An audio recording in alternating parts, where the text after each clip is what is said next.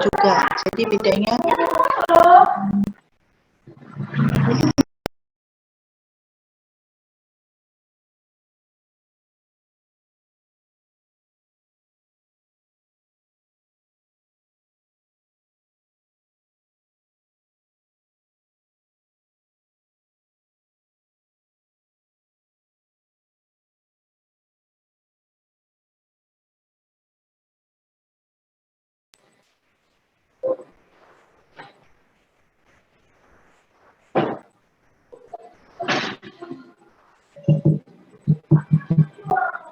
yaitu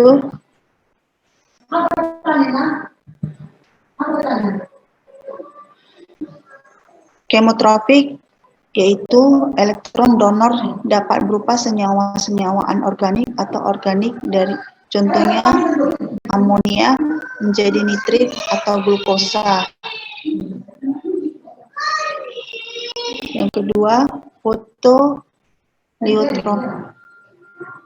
yaitu menggunakan senyawa anorganik sumber elektron, contohnya H2S sebagai donor elektron untuk dioksidasi menjadi H2S. Jadi ini gas ya, Dek. Yang ketiga yaitu fototrof, dapat menggunakan CO2 sebagai salah satu sumber karbon, contohnya disulfur fibrodesulfuricans.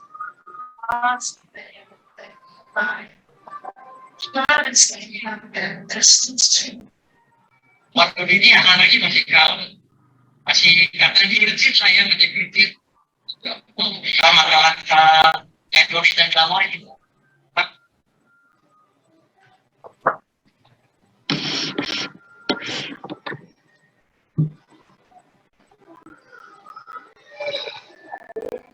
Yang ketiga, kemudian slide berikutnya reproduksi bakteri, yaitu ialah perkembangbiakan bakteri dengan dua cara. Yang pertama aseksual dan kedua aseksual. Apa itu aseksual? Aseksual yaitu pembiakan dilakukan dengan pembelahan. Dan yang kedua seksual yaitu pembiakan yang dilakukan dengan tiga cara, yaitu transformasi, transduksi, konjugasi. Jadi ketiga proses ini yang lebih pembiakan secara seksual berbeda dengan eukariotik lainnya, karena proses tersebut tidak ada penyatuan inti yang terjadi berupa pertukaran materi genetika.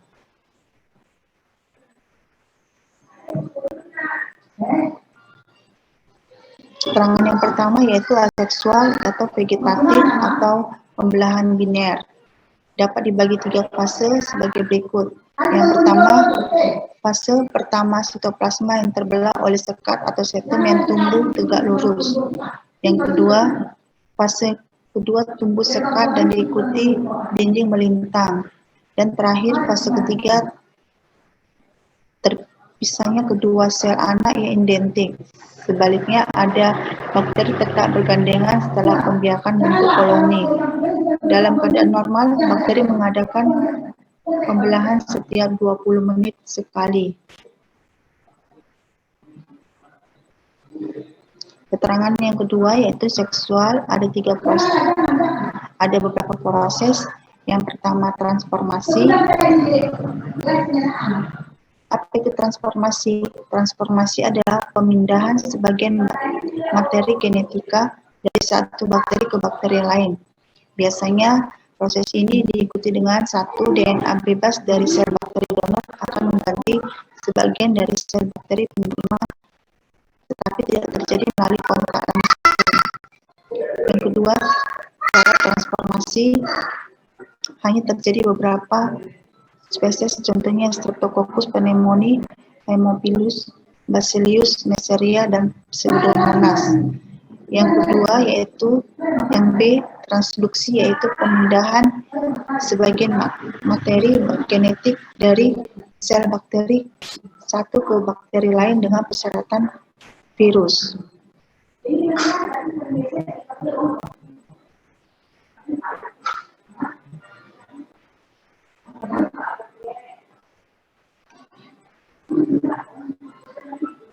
Satu, DNA dipisahkan dari sel bakteri donor ke sel bakteri penerima oleh bakteri fage.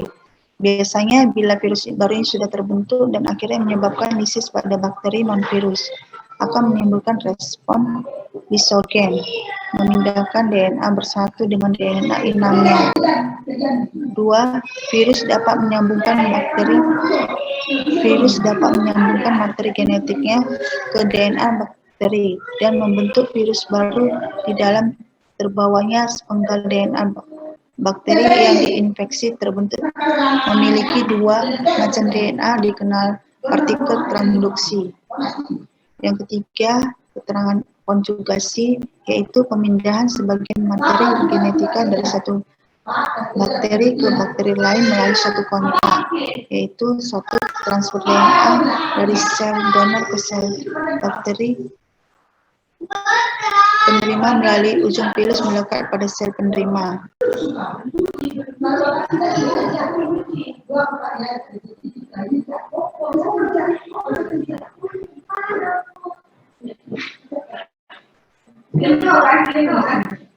Yang kedua, kemampuan sel donor memindahkan DNA dikontrol faktor pemindahan atau faktor transfer. Biasanya pembiakan bakteri itu proses memperbanyak organisme dengan menyediakan keadaan lingkungan sesuai nutrisi, pH, suhu, udara, konsentrasi garam, tekanan osmotik, dan cahaya.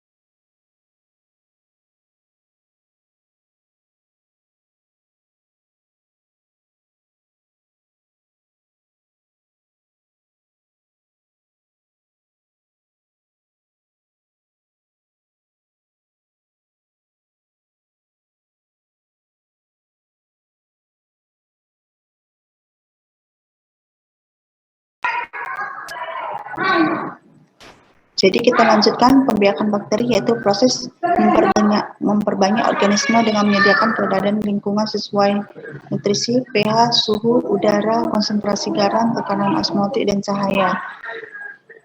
Zat nutrisi berdasarkan peranan dalam metabolisme yang ada dibagi beberapa. Yang pertama, donor hidrogen, yaitu semua organisme kemosintetik memerlukan sumber energi dalam bentuk donor H.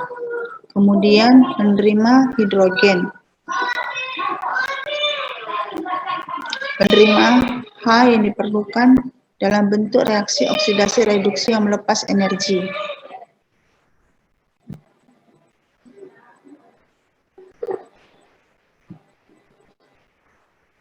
Yang C, sumber karbon, yaitu organisme fotosintetik dan litotrofik CO2 satu-satunya sumber karbon.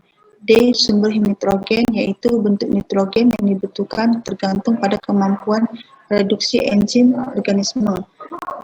E, mineral belerang, fosfor, dan magnesium. Biasanya faktor pertumbuhannya itu merupakan senyawa organik yang harus terdapat dalam sel agar dapat tumbuh, tetapi tidak dapat dibuat sendiri oleh sel itu.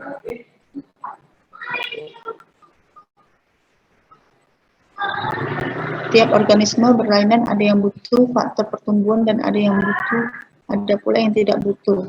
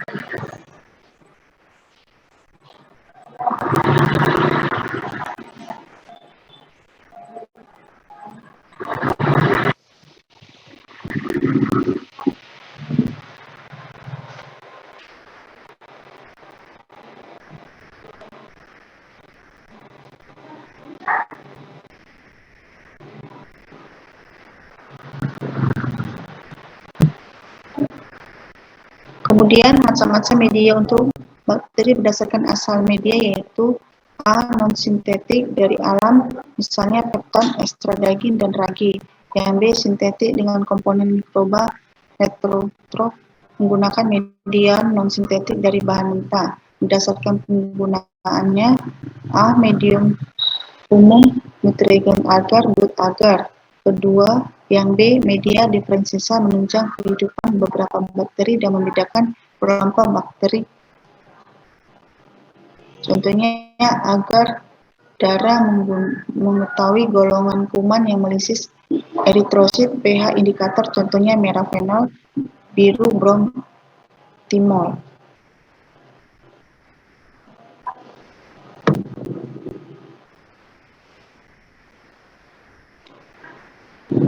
Yang C, media selektif, yaitu media menghambat pertumbuhan bakteri tertentu dan menumbuhkan bakteri. Bahan penghambat kristal violet dan brilliant green menghambat bakteri gram positif. Yang D, media selektif diferensiasi. Media selektif diferensial merupakan media bersifat selektif dan bisa digunakan identifikasi. Yang E, media inhibitor enrichment merupakan mempercepat pertumbuhan mikroba. Pertumbuhan itu biasanya pertambahan teratur semua komponen sel suatu organisme. Multiplikasi akan menghasilkan pertambahan jumlah mikroorganisme suatu populasi. Pengukuran berdasar konsentrasi atau jumlah sel persatuan isi biakan, densitas sel atau berat ring sel persatuan isi biakan.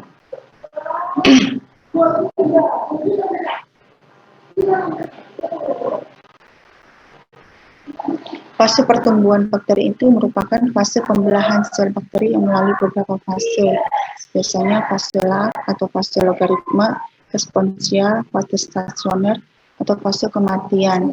Fase lag itu merupakan fase penyesuaian bakteri dengan lingkungan yang baru.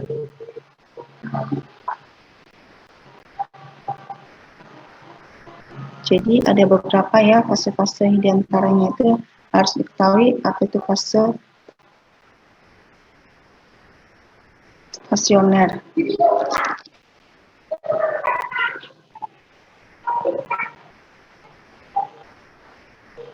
Fase stasioner yaitu fase yang terjadi ketika laju pertumbuhan bakteri sama dengan laju kematian, sehingga jumlah populasi organismenya akan tetap.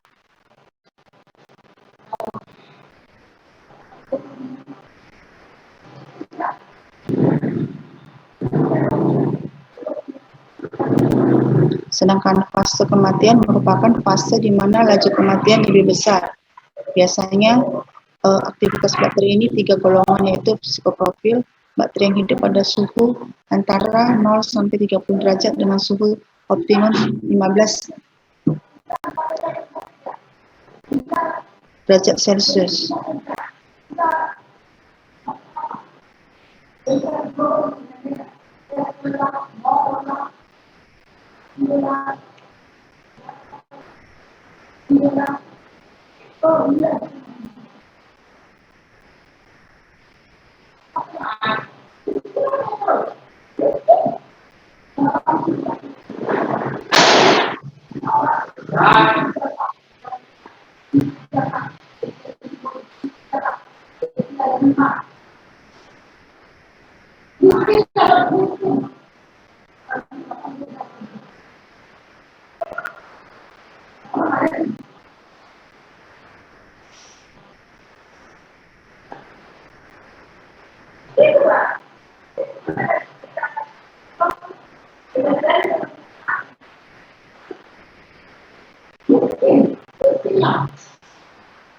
Jadi apa itu yang dibuat untuk mengetahui pertumbuhan sel, yaitu metode pengukurannya dapat diukur dengan konsentrasi sel.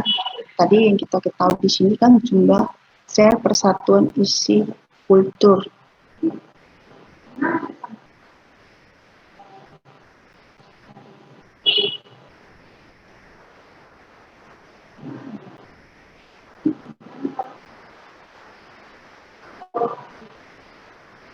Jadi dapat juga diketahui juga faktor-faktor yang mempengaruhi pertumbuhan mikroba yang dapat berupa abiotik atau biotik. Biasanya asosiasi kehidupan abiotik ini temperatur ya, tadi pH, kebutuhan air, tekanan osmotik, dan oksigen molekuler. Jadi sedangkan faktor biotik itu makhluk hidup yang terdiri dari manusia, hewan, tumbuhan, dan mikroba.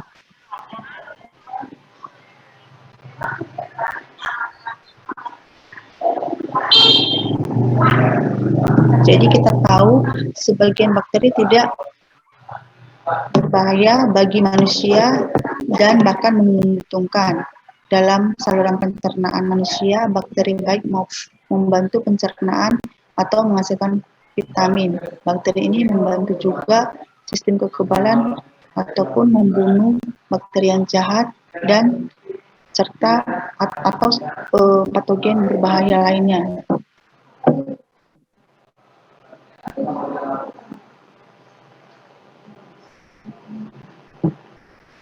Di sini kita sebutkan pH. Berdasarkan pH mikroba dapat dikelompokkan menjadi 3, yaitu mikroba acidofil, yaitu kelompok mikroba yang dapat hidup pada pH 2 sampai 5. Yang kedua mikroba mesofil, yaitu neutrofil, di mana kelompok mikroba yang dapat hidup pH-nya 5 sampai 6 ya. Sedangkan mikroba yang ketiga alkali, yaitu kelompok mikroba yang dapat hidup 8 sampai 9,5 ya. Jadi kita sudah waktu kita akhiri, kita sudahi, nanti emailnya nanti dikirim bahannya ya. Kemarin ada 3 topik yang kemarin dari blog IKD 2 belum ya, sama IKD ini IKD 3 ya. Oke, kita sudahin.